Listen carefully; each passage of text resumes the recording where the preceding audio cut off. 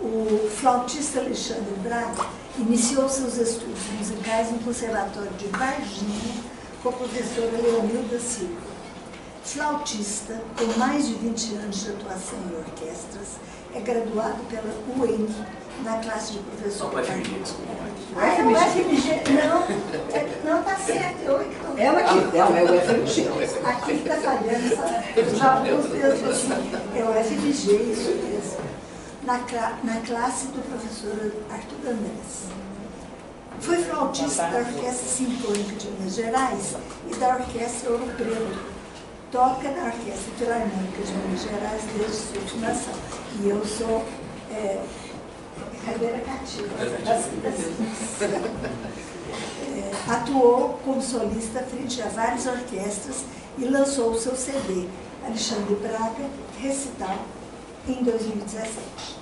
Mantém um duo de flauta e piano com a professora Elvira Gomes, com quem gravou 3 CDs. Gravou a obra de Patapio Silva, é assim mesmo? Como é que fala? Chorão. Para o selo Choro Música. É também flautista do grupo de choro Brasileirinhos. Além de sua atuação como intérprete, dedica-se a compartilhar sua paixão pela música através de palestras e encontros de apreciação musical. Escreveu 2 livros, Por Dentro da Música Clássica e Oferenda Musical. É colunista musical no blog de Madeira, do Madeira, e gravou um curso online de História da Música Clássica Ocidental em parceria com o Centro Cultural Ideia, onde é professor desde 2023. Nos agraciou com várias apresentações dos concertos de outono e primavera da UAP, e hoje nós temos o privilégio de tê-lo como palestrante do nosso evento. Após a palestra, Alexandre lançará seu livro A Música Nossa de Cada Dia. E aí eu faço aí esse palestrante, não é só eu que sou Ah, é? As quintas-feiras nós estamos marcando presença, né, gente? Não estou dizendo isso, não palavras. Obrigado.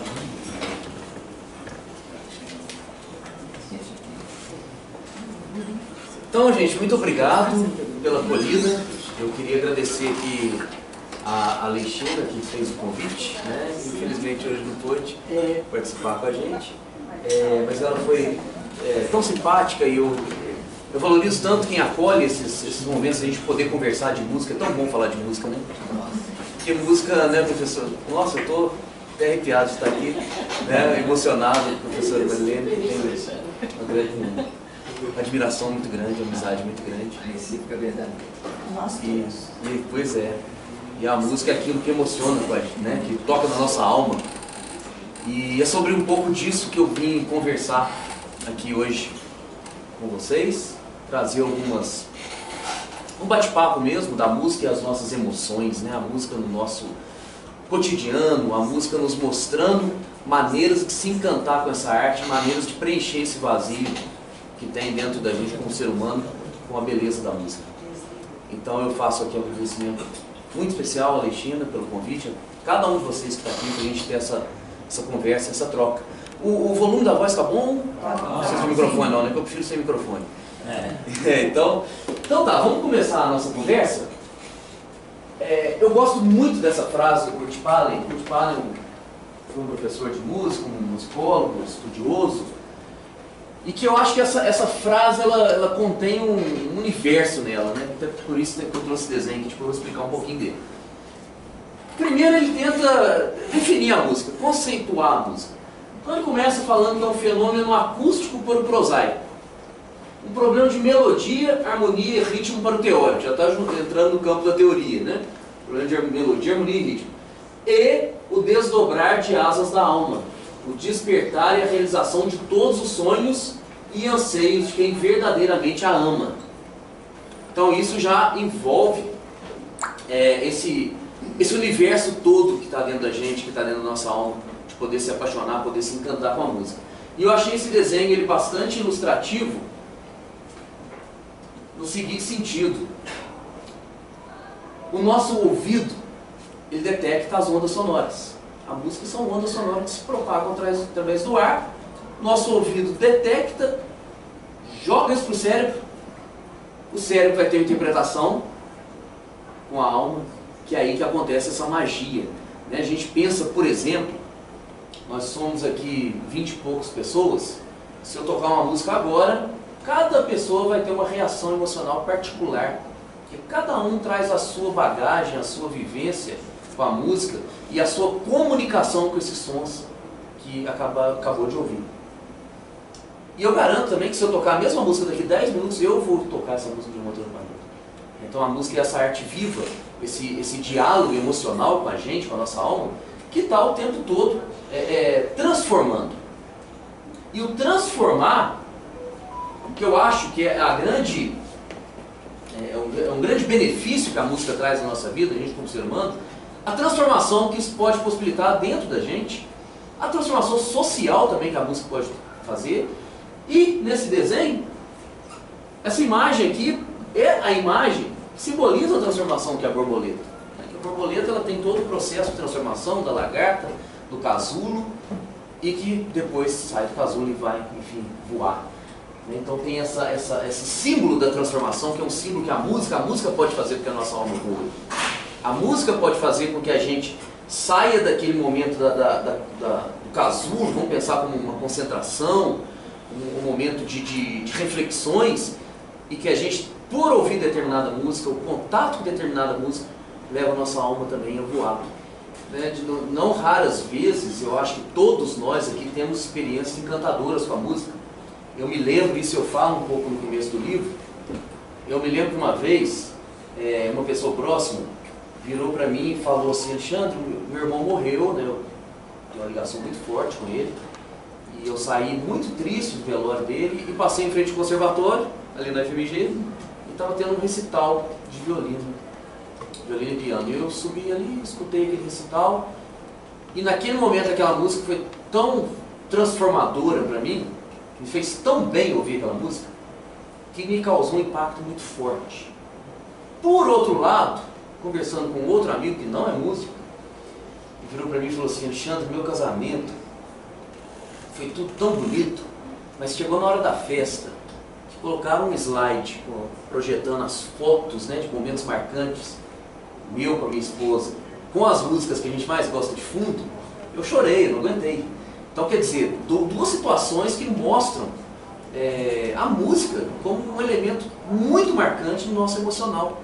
Eu acredito que, enfim, cada um de vocês também tem uma história, tem pelo menos uma história, alguma relação assim com a música que traz à tona esse envolvimento dela com as nossas emoções.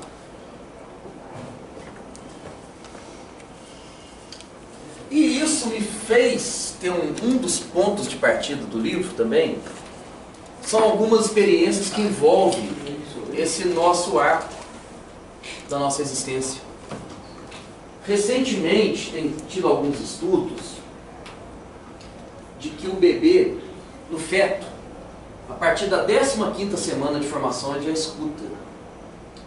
Se eu não me engano, o primeiro órgão que a gente escuta como feto é a audição. Então o primeiro sentido, né? Então ele, ali na audição, no feto, ele já relaciona a música com emoções. Por quê? Porque ele está associado ao batimento cardíaco da mãe. E o coração da mãe muda o pulso de acordo com o estado emocional.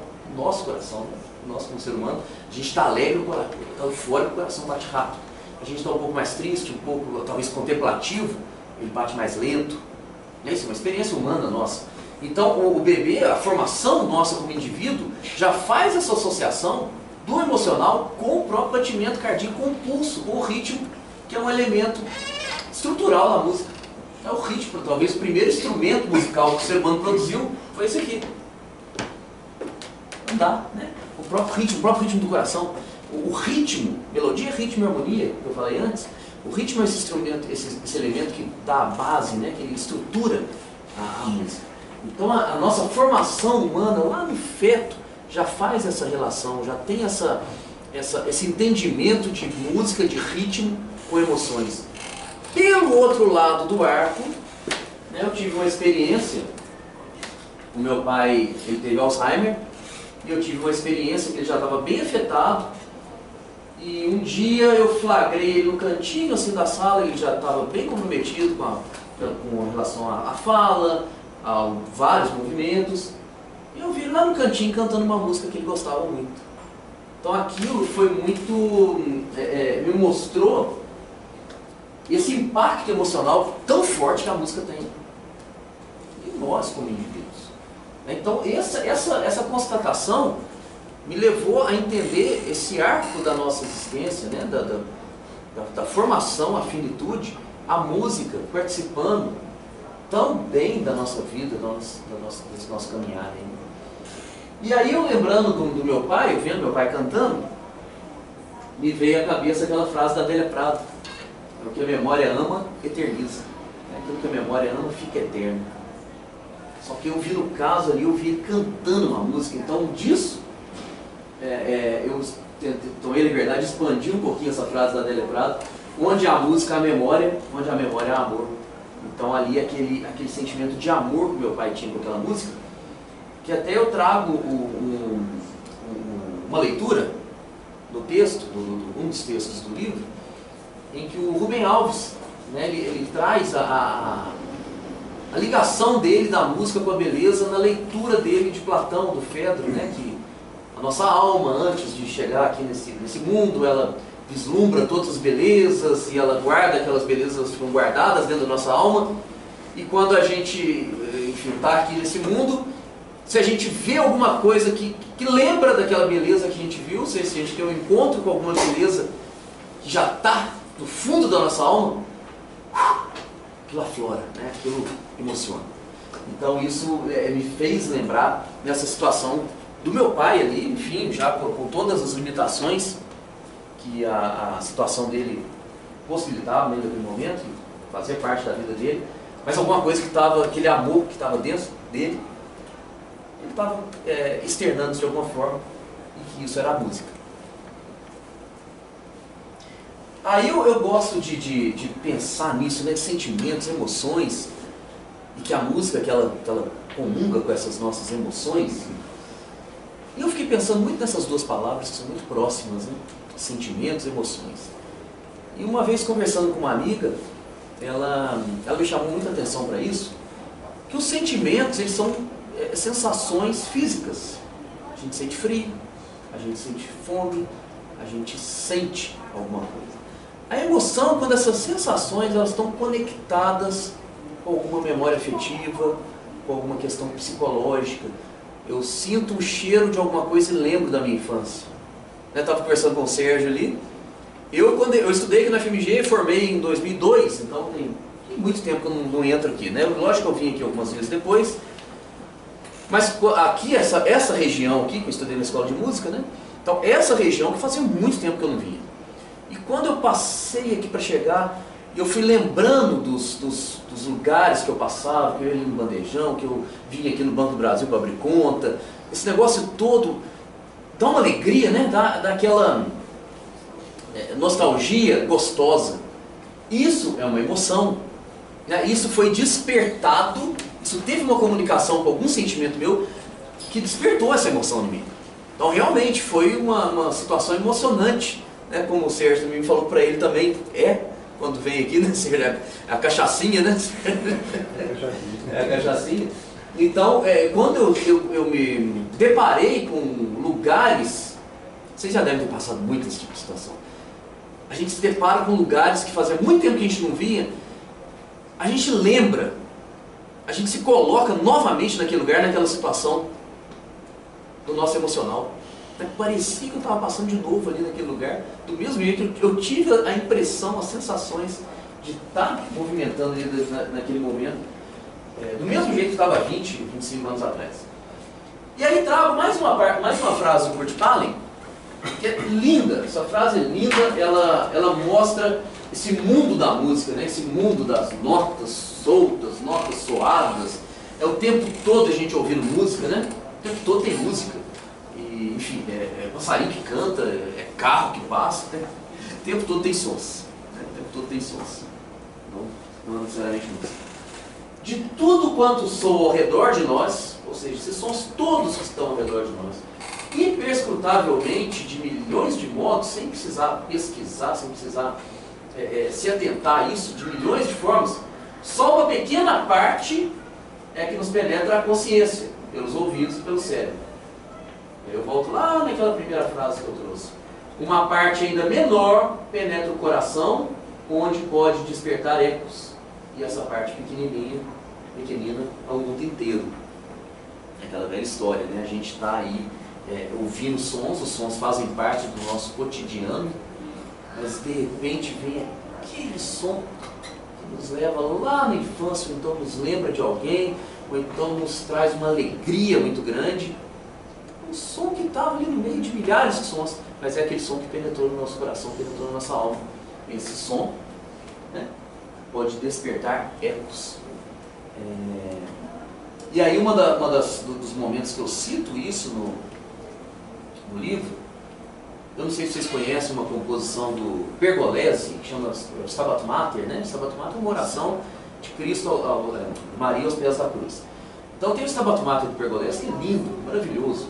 E eu falo um pouco sobre ele no livro, que às vezes, se a gente escutar, pondo atenção em determinados elementos que a música possui, a gente pode apreciar muito melhor essa música, a gente pode se encantar muito mais com essa música. É um desafio a gente tentar explicar o inexplicável, né? Como que eu vou falar para uma pessoa que uma sonoridade é alegre? Difícil isso, né? Mas é alegre para mim, não é alegre para você. Um som alegre, não tem como definir isso. Realmente não tem. A música, ela carrega esse mistério do emocional também. Mas a gente pode oferecer pistas, né? A minha intenção com essas conversas, a minha intenção com o livro, com as audições que a gente faz, o Sérgio vai muito ali eu dou aula no IDEA, então a gente faz os encontros de apreciação musical. A intenção com isso é oferecer pistas para que, nossa, olha aqui, teve um som aqui que o compositor escreveu de uma forma que eu não tinha reparado, que uma hora estava um cantor, né, cantando sozinho, depois veio outro cantor cantando sozinho, e de repente, no momento, eles estão juntos, cantando juntos. Por que será que ele fez isso? Ah, porque o texto fala isso. Então, se de repente a gente se atenta com algumas pistas, a gente pode se encantar mais com a música, né? Não a questão não é essa, né? A gente pode se encantar sem entender, sem buscar conhecer, mas a partir do momento que você tem pistas, você pode se envolver mais emocionalmente com aquela música, com esses sons que a gente está ouvindo. E aí eu conto uma história que é algo que me intriga, né? Eu estava lendo um livro ontem e eu achei muito legal que o autor estava comparando a música com um pintor que pega uma tela em branco. O pintor vai pintar aquela tela. A tela vai ser a música do compositor. A tela é a música que a gente escuta. E a tela em branco, ou seja, o nada para o pintor, é o silêncio.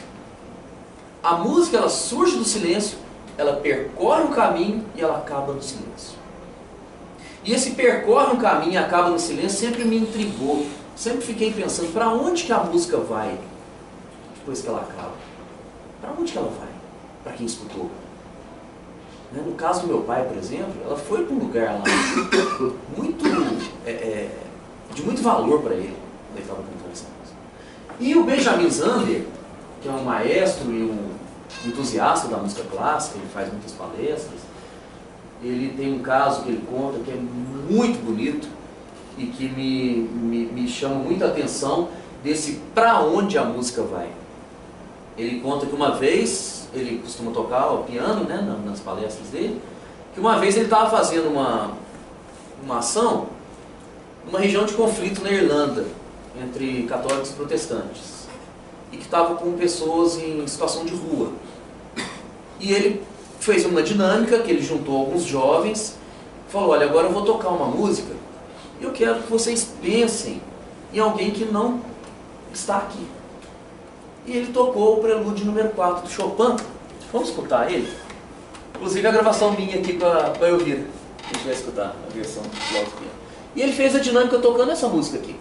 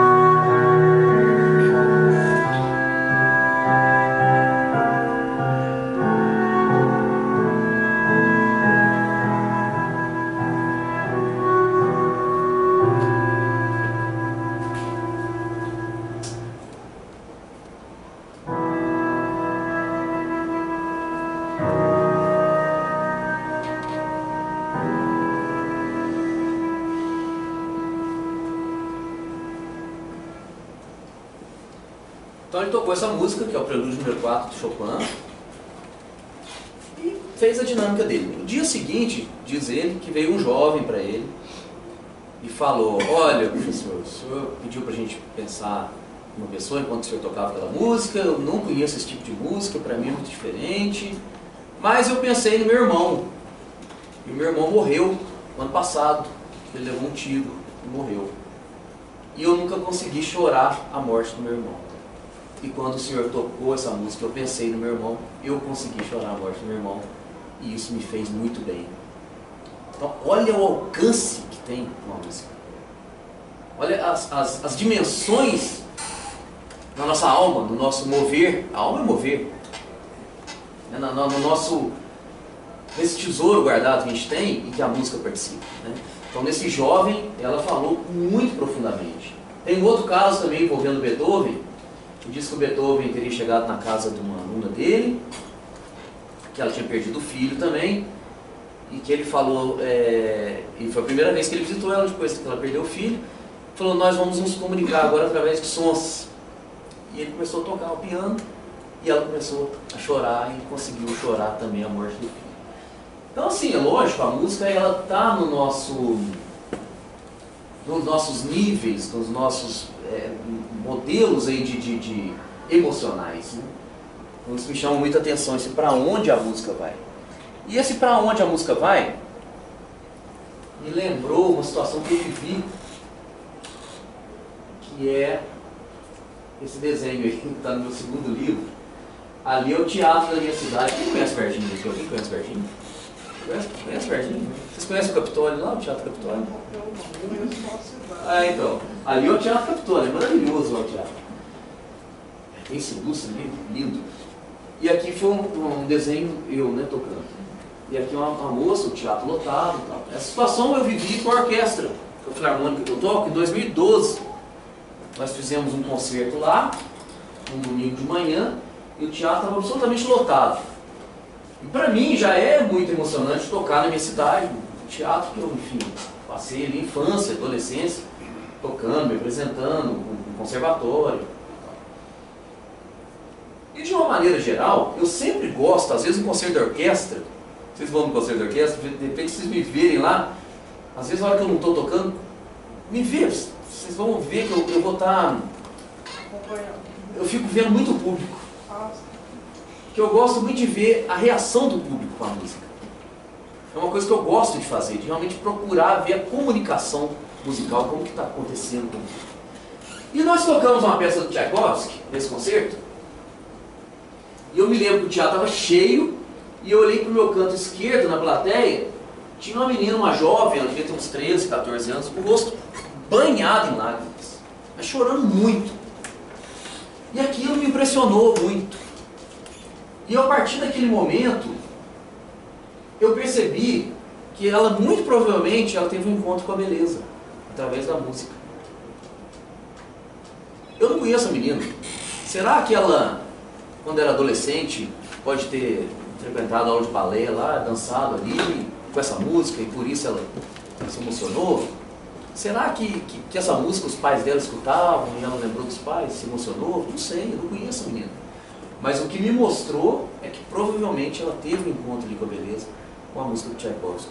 Porque esse encantamento, como eu disse aqui no começo, ele vai muito nesse vazio que às vezes existe dentro da gente, nessa sociedade nossa tão utilitária. Será que a ordem seria essa? A gente olha para as coisas que são úteis e dá mais importância para o que é útil. Mas e o que é inútil?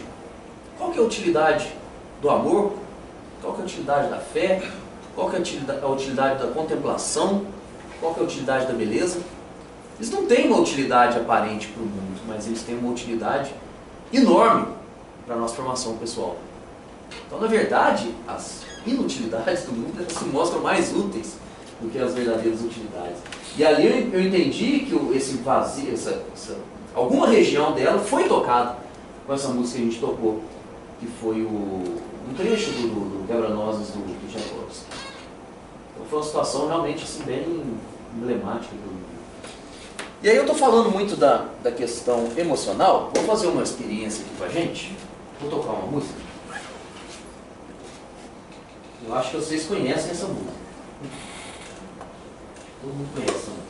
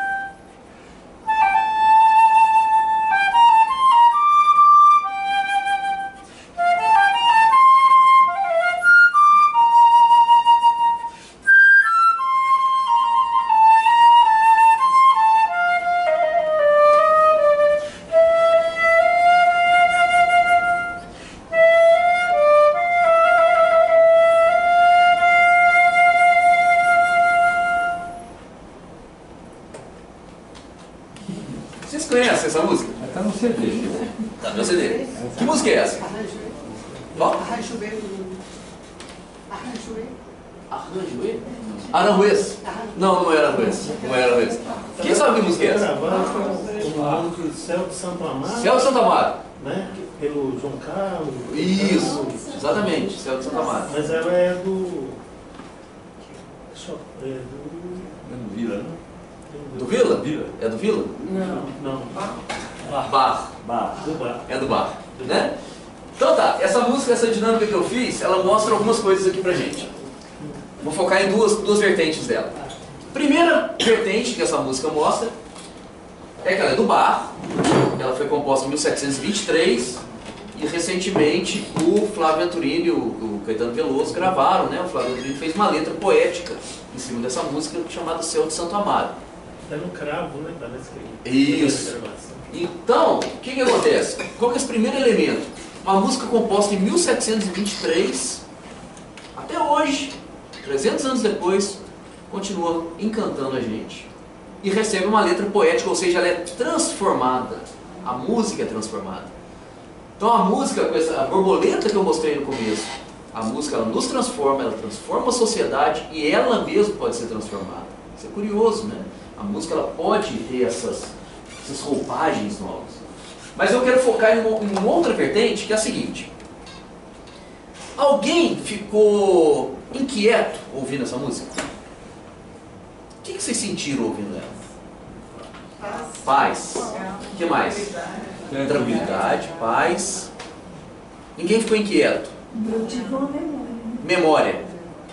Memória, paz, tranquilidade, Meu pai. harmonia. Teu pai tocava flauta. Olha aqui a lembrança afetiva. Ó.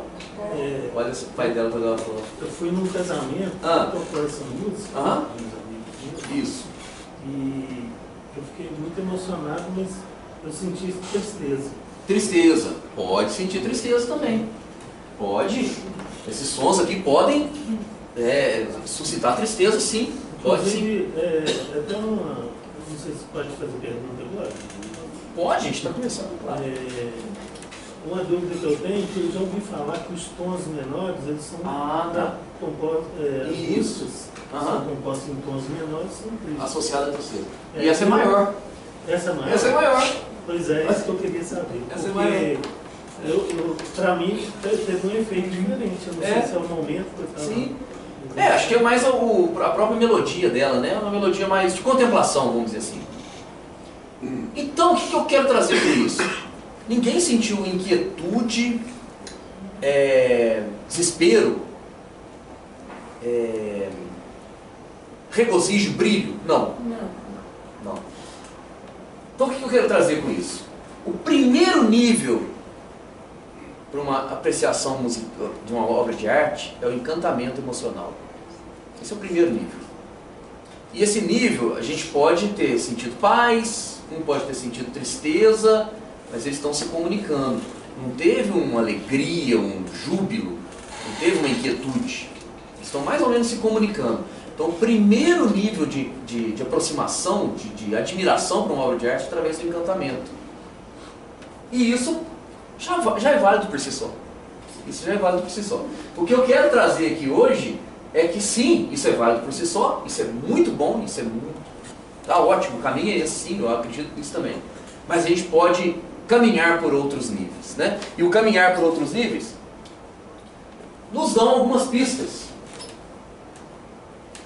Uma delas é que o Bach, essa é a imagem do Bach, uma estátua que tem lá do lado da Thomaskirche, que é uma igreja lá em Leipzig, na Alemanha, que ele trabalhou os últimos 27 anos da vida dele. E ele é responsável pela música dessas igrejas em Leipzig. E dentro das atribuições dele, durante um tempo desses 27 anos, ele tinha que compor uma cantata por domingo. Imagina isso. O que era a cantata? Ele era luterano. A cantata era um reforço musical daquele evangelho, daquela liturgia abordada naquele dia. E essa música que eu acabei de tocar, ela faz parte de uma cantata, ou seja, ela é cantada com vozes, mas essa introdução é instrumental. O Bach compôs essa introdução para oboé com oboé de cordas. A cantata daquele dia tinha esse nome aqui em alemão. Quem fala alemão aí? Alguém fala alemão? Zé Antônio. Então traduz pra gente, por favor, Zé. stehe mit einer Fuß im Grabe. O que é isso aí? Meus pés Eu tenho um pé no grave.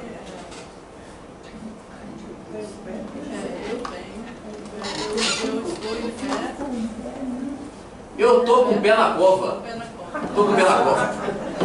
Então, é Luiz Antônio, né? Zé Antônio. Eu acho que eu te conheço, Antônio. Pode ser de concerto, alguma coisa. Não, de teu rosto familiar. Então, olha só, Zé Antônio, como outras pessoas, inclusive eu, já viram essa música em casamento. Eu estou com o pé na cova. Entrada do noivo. Eu estou com o pé na cova, né? Gente, eu adoro casamento, estou casado há quase 25 anos. Né? Maravilha, sabe? Só uma brincadeirinha aqui. O que você falou, Jair? Então vamos fazer campanha para cada vez tocar mais na entrada do noivo. Eu estou com o pé na cova. Mas então, assim, lógico, foi só uma piada, mas a música realmente. Ah, eu errei a data ali, 1723. Ela realmente, ela é pro luterano, o estou com o pé na cova, é vislumbrando algo, né, que é o objetivo ali da morte, enfim, é o objetivo da vida do luterano, a fé e etc. Mas o que eu quis dizer com isso? Que uma música que foi escrita com funções litúrgicas, que ela de repente servia como abertura de uma cantata cujo texto estava relacionado com a liturgia que abordava "Eu estou com o pé na cova".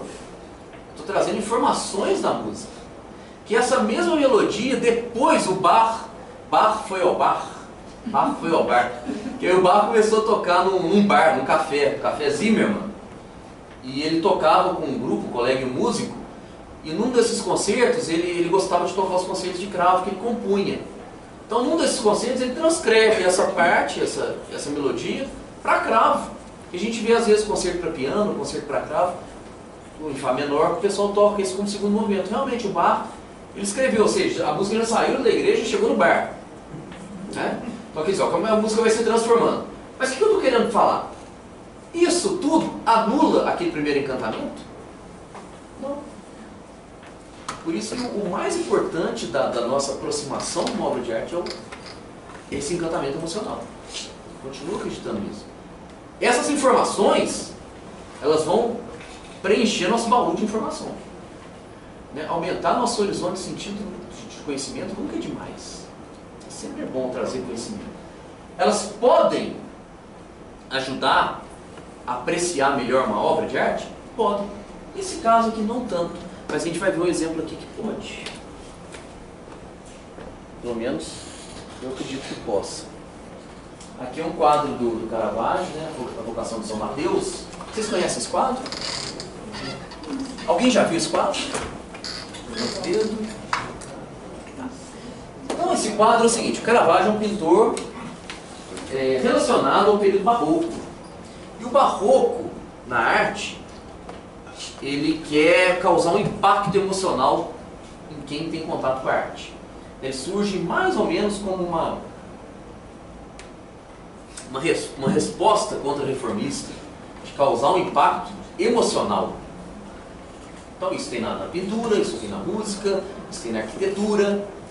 O barroco, ele é dramático. Ele quer trabalhar com nossos afetos.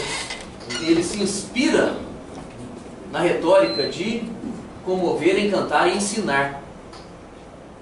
Ele se inspira na retórica de comover, encantar e ensinar. E esse quadro, ele traduz muito bem isso. Vamos pensar aqui, o que chama atenção primeiro de vocês nesse quadro? Pode falar, o que chama atenção primeiro? Escuridão. Mas ao mesmo tempo que tem escuridão, tem luz. Então isso já é um conceito do barroco, claro e escuro. Ou seja, dois pontos contrastantes. Guarda isso que eu estou falando, dois pontos contrastantes. Claro, escuro. Claro, escuro.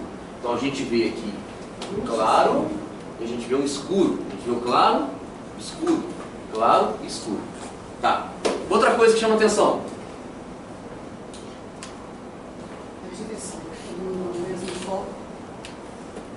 Não está todo mundo, não. O foco está chegando em quem? Os dois que são vistos ou ouvidos, né? Mas os outros todos são atentos aí. Aham. Tá, o foco está chegando Na frente. nesses dois aqui, né? É? Não. Não. Do lado. Nesse aqui? Não, na frente. Nesse aqui? É. O foco está chegando ou está partindo dele?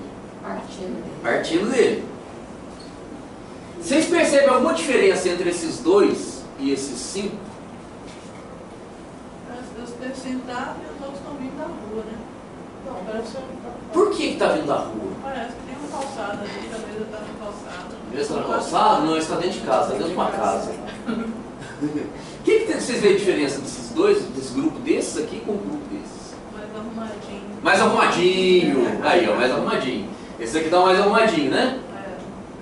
Mais arrumadinho tem dinheiro. Tem espada, mundo secular. Menos arrumadinho, não dá pra ver direito, quem vai estar descalço. Essas túnicas aqui, mundo sagrado.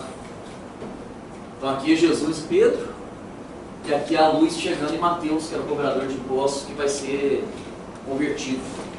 Então olha aí, o comover é um quadro que comove, né? A gente não fica indiferente a gente vendo um quadro desse. Não é um quadro que chama atenção. Encantar e ensinar. Ele está ensinando que Jesus, a luz que está partindo de Jesus aqui, que eu vou falar sobre a luz também, ele vem nessa mão aqui, ó, que lembra qual mão essa aqui? Capela Sistina, que chega, essa mão ela continua nesse aqui que está apontando para esse. Esse aqui está todo indiferente, está apontando moeda. E quem que é esse? É o que vai ser convertido, é São Mateus. E aí o que acontece? O que é o mais fantástico disso da luz? Tem uma janela ali aberta, mas a luz não vem da janela. A luz vem de um lugar que eu não sei qual é que é. Né? Então, será que é um lugar sagrado?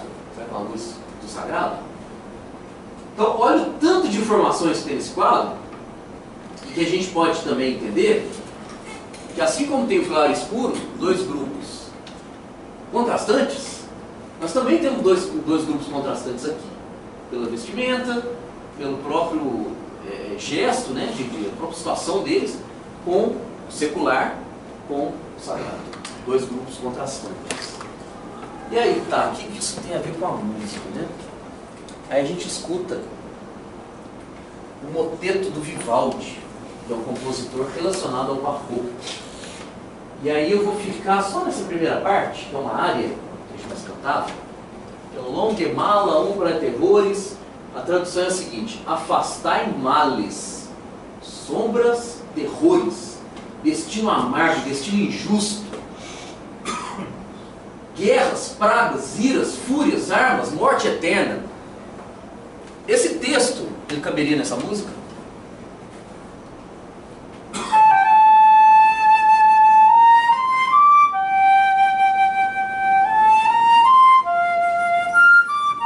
Caberia nessa música tão calma, tão tranquilo? Não. É um texto agitado. Afastai males. Males. Aí o que vai acontecer no males, que é o mala?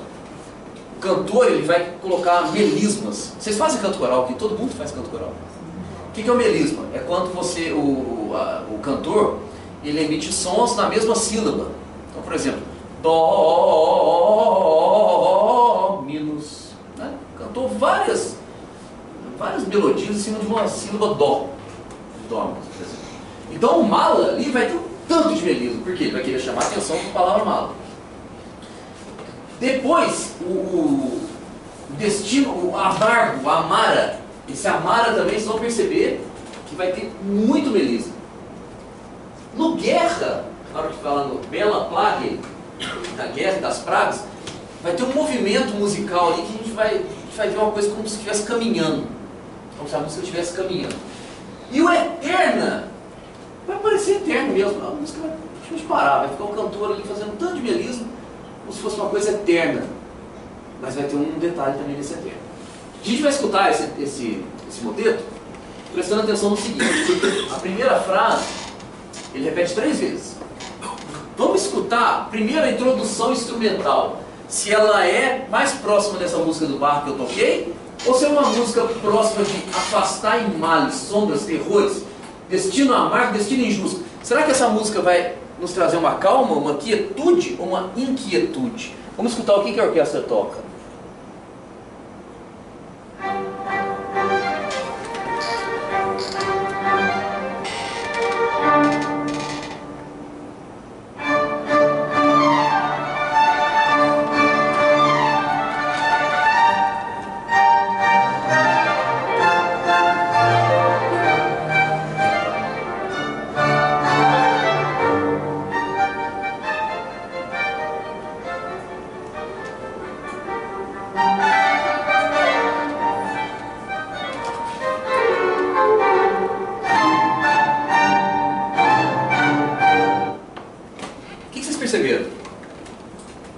eu achei inquietude. Inquietude. E vocês perceberam que ela para de vez em quando? Fica no ar. Fica uma indefinição. Fica uma coisa no ar, ela não tem um fechamento. Ram, pam, pam, pam, pam. Aí para. Aí a gente fica, mas o que vem? Aí vem outra coisa mais inquieta, né? Então isso por quê? Porque o texto afastar em males, sombras, terrores, destino amargo, destino injusto. Vamos continuar ouvindo, que agora vai entrar o cantor aí que vai ser mais inquieto ainda. Pode aumentar um pouquinho. Vamos ouvir de novo.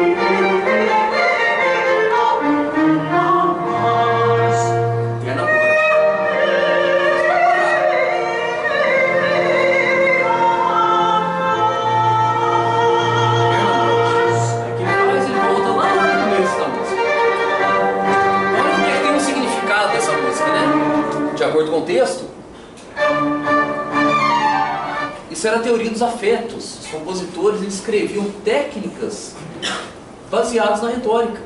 A música, ela comovia, deleitava, ensinava. Então ela trazia o compositor trazia esses elementos de construção para mexer, para mover com os nossos afetos mesmo, assim como a pintura. E aí, se a gente escuta a outra parte dela, essa mesma música, a outra parte dela é um texto. Desce, ó voz dos céus, do alto asperge-lhes, abençoa-nos, tire nossa dor, resplandece a luz verdadeira, tu és líder seguro, asperge seu brilho. Vocês acham que vai ter a mesma sonoridade que teve antes, que a gente acabou de ouvir? Então vamos ouvir esse aí agora e prestar atenção no tire nossa dor. Parece que está realmente tirando, parece que está tirando uma dor mesmo. Na hora do asperge também, realmente parece que está aspergindo, né, pelos sons musicais que ele canta. Aí a gente vai perceber um contraste agora na sonoridade, que é o claro e escuro, que são os dois personagens, o sagrado, o secular e o sagrado. Ou seja, a gente pode perceber sempre as dualidades coexistindo no barroco. Vamos escutar como que é essa sonoridade que prepara aqui.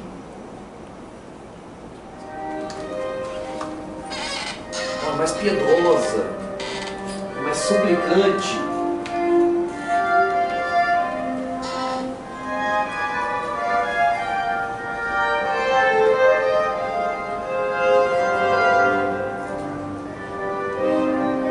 Como é que é muito mais calma a música, né? Muito mais calma.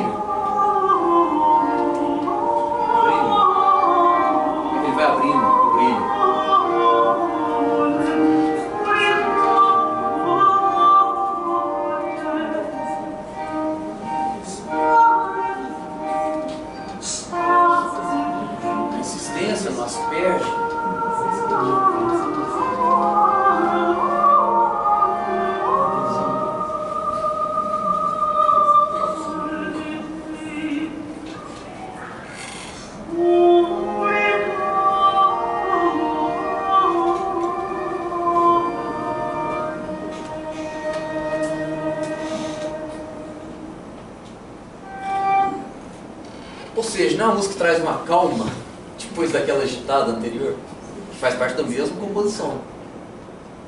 Vocês querem compartilhar alguma sensação? Queria fazer um comentário que eu me remeti aqui ao 2022, eu fiz um exame de, acho que é ecocardiograma que chama. A gente ouve o som do coração da gente muito alto. E eu senti muito medo desse exame, eu nunca tinha feito esse exame. Porque eu tive uma síncope e eu tive que fazer vários exames. Né? E aí, o som, né, do coração batendo, né, a ressonância dele ali, eu fiquei com medo dele parar. Porque eu sei que se ele parasse, estava bom. E outra coisa também que tem um livro aqui na universidade, tem só um exemplar na escola de música. Eu não li esse livro ainda, mas eu já li a sinopse dele. Chama Nada Brahma. Já ouviu falar desse livro? Não. Que fala que no universo tudo é som. Sabe? É um livro que eu quero pegar para ler, que eu acho que é legal. Tá. Só saindo um pouquinho do que eu tinha planejado, mas é importante, de repente, complementar isso. Essa ideia de que no universo tudo é som é muito antiga. Né? Isso já vem dos gregos antigos, Pitágoras, a ideia da harmonia universal, que depois, para o mundo ocidental, né, no começo da Idade Média, Boécio ele traduz um tratado de música,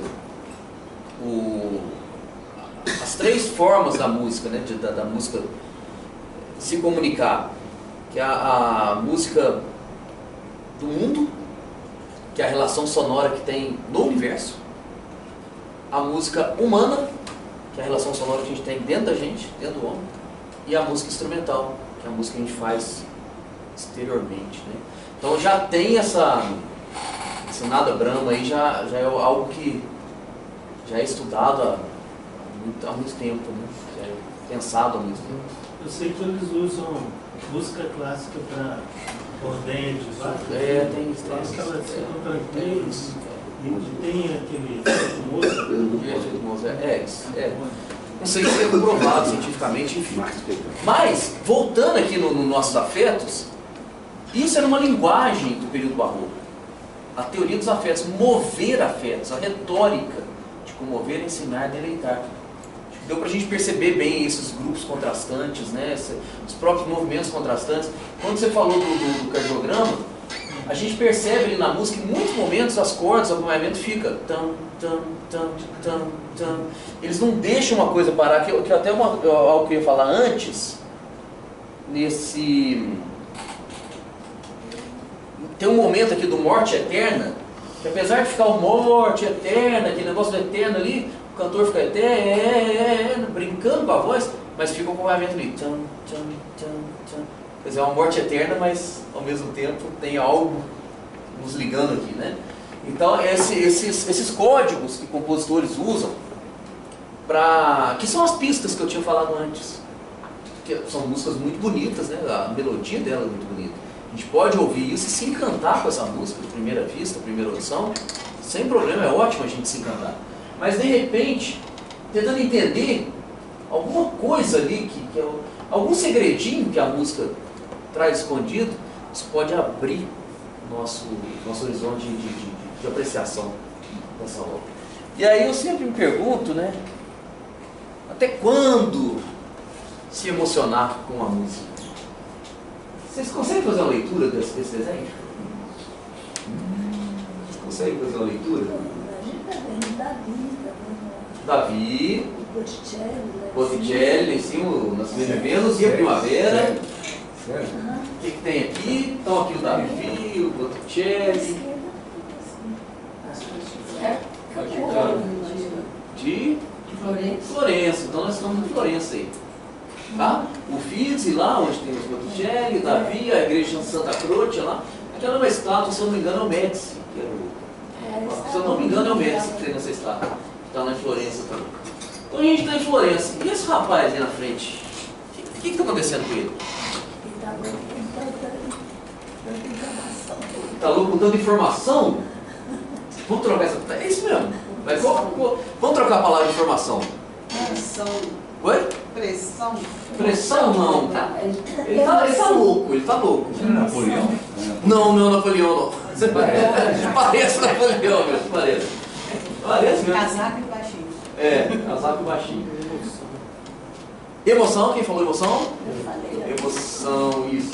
Então, ele está louco diante de tanta emoção. Na verdade, ele está desmaiando. Ali tem uns negócios girando assim, né? Como se ele estivesse girando. Ele está desmaiando. Esse aí é o Stendhal. Você conhece o Stendhal? Escritor francês, apaixonado pela Itália. Aí tem o livro dele, Roma, Veneza, Florença, que ele fala que saiu da Santa Croce, que é aquela igreja que está atrás dele, e que diante de tanta obra de arte, ele sentiu o coração dele palpitar, sensação de desmaio. Aí isso levou, em 1989, teve uma neurologista que cunhou esse termo, síndrome de Stendhal, para aqueles que quase morrem de ver uma obra de arte, de ver várias obras de arte. Florença é abafante mesmo. É abafante mesmo. Ótimo, Magno, ótimo trazer isso. Por quê? Porque Florença realmente é abafante isso. E essa neurologista foi lá de Florença que definiu essa síndrome de Stendhal. As pessoas passam mal, sensação de desmaio, de tanta beleza, de tanta obra de arte.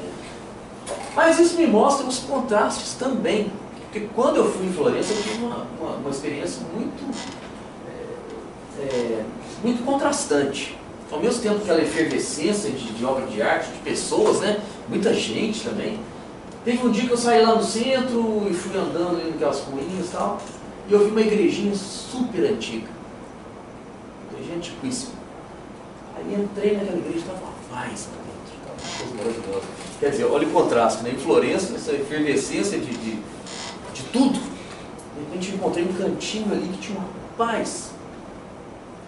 E isso foi muito impactante, porque eu sentei naquela igreja e no fundo tinha uma gravação tocando uma música maravilhosa. Eu vou tocar essa música, depois eu pedi pra gente fazer um exercício com essa música. E aí eu saí, era a igreja do Dante. Vocês foram na igreja do Dante lá? Quem foi em Florença? Você foi? Você foi? Como é que você achou? Foi, acho que é Santa Margherita, eu esqueci o nome. Mas essa igreja é uma igreja pequenininha, né, escondidinha, e tem a placa lá, a igreja de Dante, que é lá que ele via a Beatriz, né, que ele era apaixonado por ela, que ele via ela lá. E é uma igreja românica, é uma igreja, se não me engano, de 1100 alguma coisa. Mas me mostrou muito esse contraste de Florença. Ao mesmo tempo que essas super obras de arte, né, a Duomo lá do Brunelleschi, o Davia, o Uffizi, né, as igrejas, Santa Croce, aquela porta de ouro, né, que tem na Duomo. Então, realmente, muita coisa. Aí eu cheguei lá naquela igrejinha que foi tão, assim, simples, e naquele momento tão aconchegante, tocando uma música tão bonita. E essa música, ela me fez lembrar também que uma vez eu fiz uma palestra de música e emoções, e depois veio uma senhora para mim e falou assim: ó, Alexandre, a minha filha, ela tem problema auditivo. Sempre teve, né, bem comprometida com relação à audição. Mas ela conseguiu dançar, e ela se apresentou dançando, porque ela sentia as ondas sonoras. E aí, coincidentemente, eu vi um vídeo num canal chamado Vila dos Poetas, que o Stravinsky, o compositor, estava dando uma aula, tinha um rapaz tendo aula com ele do lado, no piano, em frente ao piano, e ele falou assim: olha, a gente tem que fazer igual o Beethoven. O Beethoven ficou surdo. A gente não tem só que ouvir a música, a gente tem que tocar a música. Tocar. Quer dizer, apalpar essas ondas sonoras. Então ele fala, o Beethoven pegava um lápis e colocava um piano, sentia a vibração. Então essa questão das vibrações sonoras que eu trouxe lá no começo, elas têm uma comunicação com o nosso corpo também. Por quê? Porque o mundo, ele é tão plural no sentido dos sentidos, que a gente às vezes não faz uma concentração que o pessoal hoje chama de mindfulness, né? Você está presente ali sentindo. Igual, por exemplo, se eu pedir para vocês agora sentir o dedo mindinho do pé esquerdo no chão, vocês estão sentindo? Às vezes não estamos, né? Na maioria das vezes nós não estamos sentindo. Quer dizer, uma coisa que está com a gente, que está em contato com alguma coisa, que a gente de repente não põe essa atenção plena nisso. E a música, ela tem essa capacidade de comunicar através dessa atenção plena com essas ondas sonoras também. A gente fez agora, recentemente, com a orquestra, uma série de concertos didáticos para as escolas públicas, e teve um espaço reservado para surdos. E eu via no olho deles que eles estavam comunicando, a música estava comunicando com eles. O aplauso deles no final foi uma coisa comovente. Então tem essa comunicação com a música. Então agora eu vou propor o seguinte, para a gente ficar no estado de contemplação, estado de presença do momento, que aí além de ouvir a música, eu quero ver se a gente também toca a música, a gente ouve essas vibrações sonoras, e eu vou tocar essa música que estava tocando ali na igreja de Dante. Então convido vocês a ficarem na posição mais confortável, para realmente fazer essa experiência com esse encantamento com a música.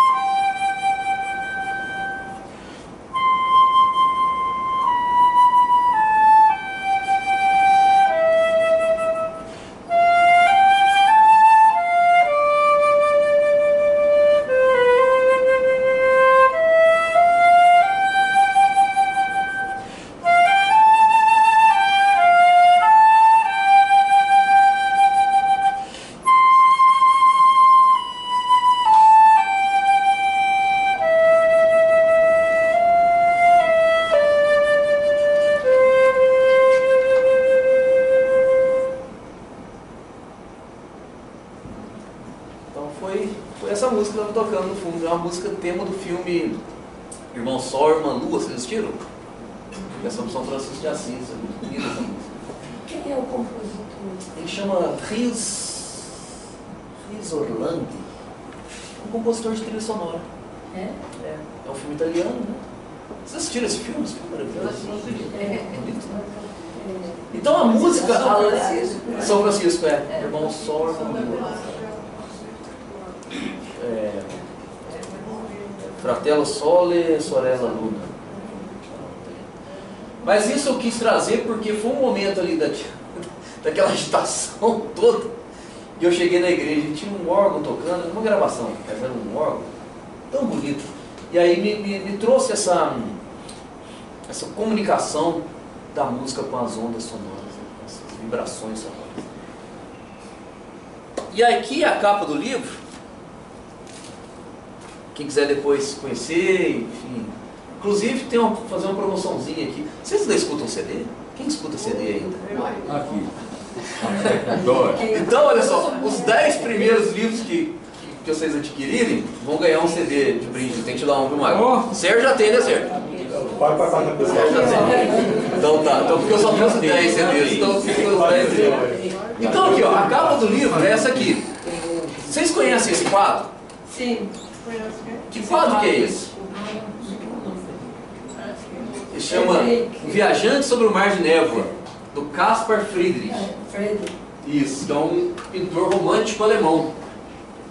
Eu tive a audácia de colocar essas notas aqui na frente desse viajante.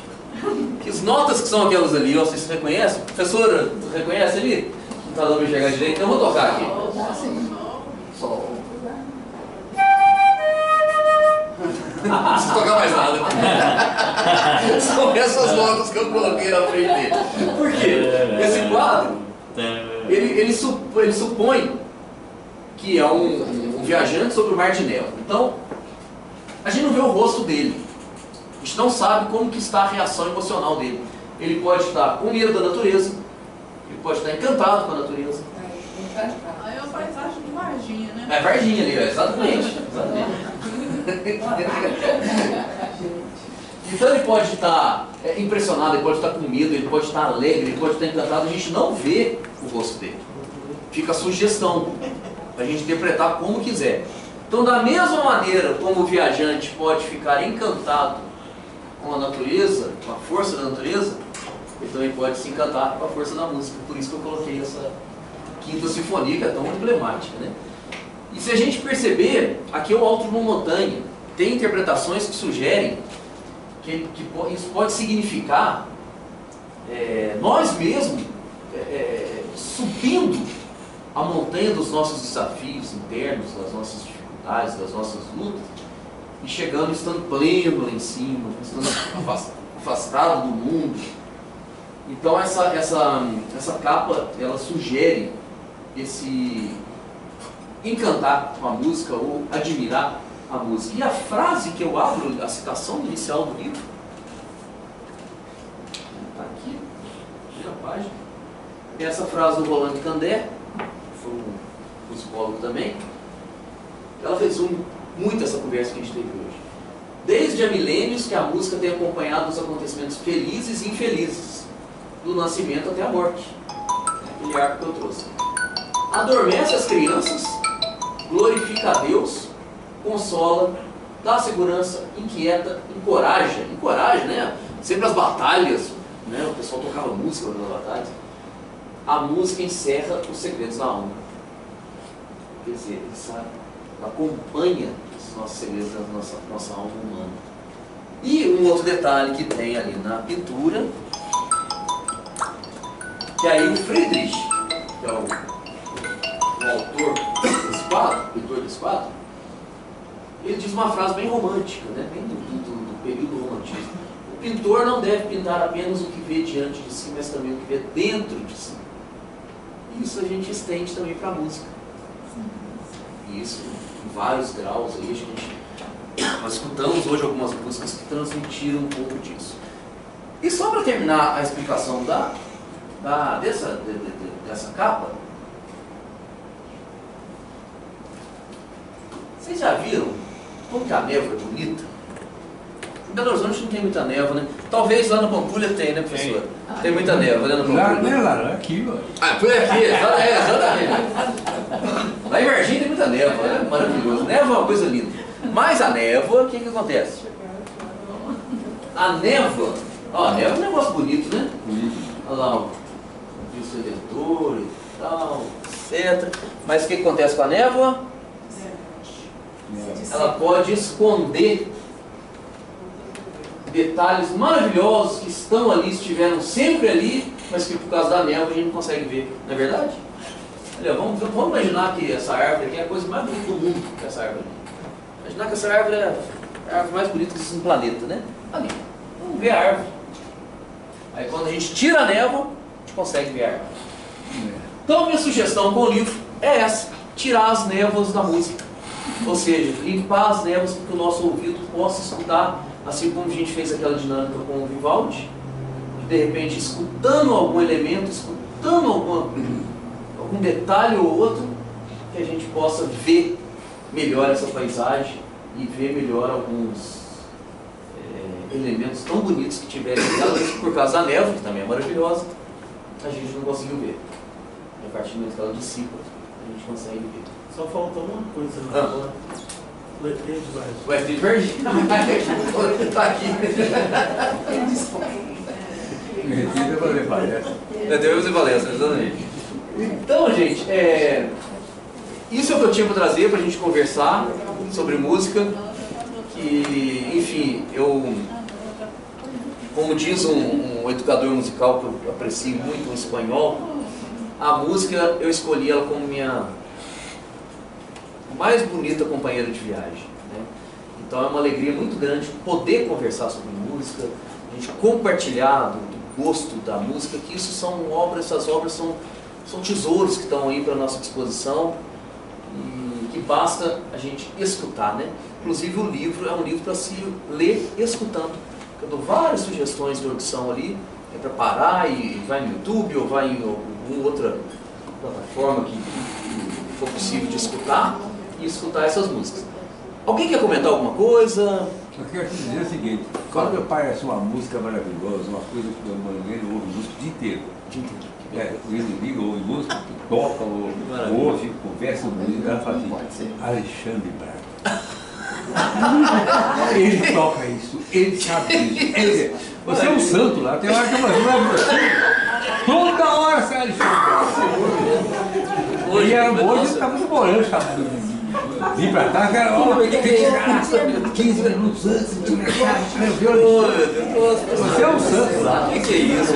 Botar um retrato seu lá com uma moldura lá, todo lugar. O que é isso? Imagina. Claro. Meu pai disse, quando eu morrer, eu não quero chorar. Não é rosa. Eu quero que vocês toquem música. É mesmo? Não É possível. É possível. Gente, olha isso aqui que a Magda falou, olha que legal isso aqui. Que quando o pai dela faleceu, ele falou que ele queria que tocasse música. Tocasse música. E que tocaram o concerto de violino, de Beethoven. Que pra mim é uma obra que eu tenho muita estima, que foi uma das primeiras que eu conheci. Então eu vou deixar um exercício para vocês todos, para quem não assistiu ainda, uma palestra no YouTube, no TED Talks, com o Michael Tilson Thomas, que é um regente americano, ele até está com câncer agora. É uma palestra linda sobre a música, inclusive essa frase, para onde que a música vai, foi daquela palestra, e que ele cita exatamente isso, Magno, que ele foi num asilo, um lugar com pessoas que já tinham dificuldade de mobilidade, e que ele começou a tocar o concerto de piano de Beethoven, e que o senhor levantou lá do canto, com muita dificuldade de andar, chegou perto e falou, Beethoven, concerto. Quer dizer, ele conseguiu lembrar o que era do concerto de violino de Beethoven. Olha, assista essa palestra, é linda. Me fala o nome dele outra vez, por É Michael Tilson Thomas. Tilson Thomas. Eu só anotar aqui. Michael Tilson Thomas, Michael Tilson Thomas. É uma palestra que ele fez no TED Talks. E onde que a gente... YouTube tem. YouTube tem.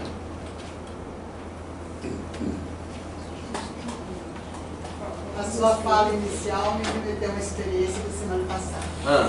A minha mãe tem 99 anos e 10 meses. E ela tem Alzheimer há 7 anos.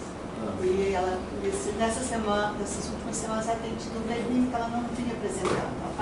Ela tem musicoterapeuta, fonoaudiólogo, fisioterapeuta, toda essa terapeuta proporcional, então ela vem se mantendo bem. Ela teve um declínio nessas 2 últimas semanas, associado à infecção. E a geriatra foi visitá-la no dia e ela se sentiu agredida com isso. Então ela desceu. Ela parou de falar. Ela responde, quando a gente pergunta, mas aí ela parou. Por 24 horas ela parou de falar e a gente ficou muito assustado. Mas ela comia, ela se locomovia, ela pegava comida com o mundo dela. Aí eu cheguei lá, já tinha ido na véspera, e a minha irmã falou assim, ela não quer falar. Aí eu comecei a conversar com ela e falei, mamãe, tem uma música que a senhora gosta tanto, vamos cantar? A senhora gosta muito de uma música que chama Elvira. E ela começou, eu comecei a Elvira. Ela começou cantando toda, deixa eu de novo falar tudo de novo. Ela teve um bloqueio psicológico, foi examinada, e Elvira trouxe de volta. Foi muito bonito. Gente, e eu sento com ela toda semana e canto durante 2 horas todas as músicas antigas que ela conheceu. Eu falo, quando ela se for, eu vou ter saudade das nossas cantadas. Mas a música que ela trouxe foi Elvira. A hora que eu falei, mas ela gosta muito de Elvira, vamos cantar? Ela começou, eu achei lindíssimo, 99 anos e 10 meses. Então a música ainda é o que resgata. Eu só fui visitar uma tia da minha esposa, que está no lar, e ela já não falava há muito tempo. E aí, nós começamos a cantar uma música, né, que ela gostava, quando ela estava boa, né? Beijinho doce. E ela cantou a música inteira. E a partir dali ela falou. Uma vez eu ouvi que a música e a oração a pessoa não esquece. Meu pai foi assim. 2 amigas que eu tenho ainda com a Albânia, não fala mais, mas ela adora copiar música francesa, sabe tudo. Ai, Olha só. foi lindo. Gente, quem quiser o dedicatória no livro, e o CD esse aqui, ó. Os 10 primeiros, quem foram os 10 primeiros? Acho que não tem potencial, uma sequência. Nós colaboramos para ele fazer as dedicatórias. Mas antes, Alexandre, põe a jogada dele.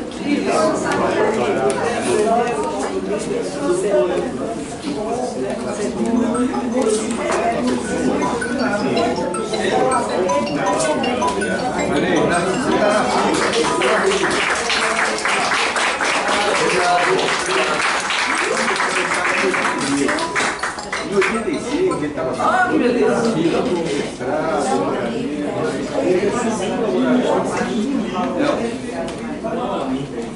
Eu passei o dado aí para você fazer um Pix R$50 do livro. O Marilene comprou aqui, R$50. Dá o nome e o CPF, tá? Alexandre. Escrevi aí para você. E vou ver se o Júnior pega a gente aqui, ou então vou pedir vou ligar para pedir no carro. Vou ver se o Júnior pega. Obrigado.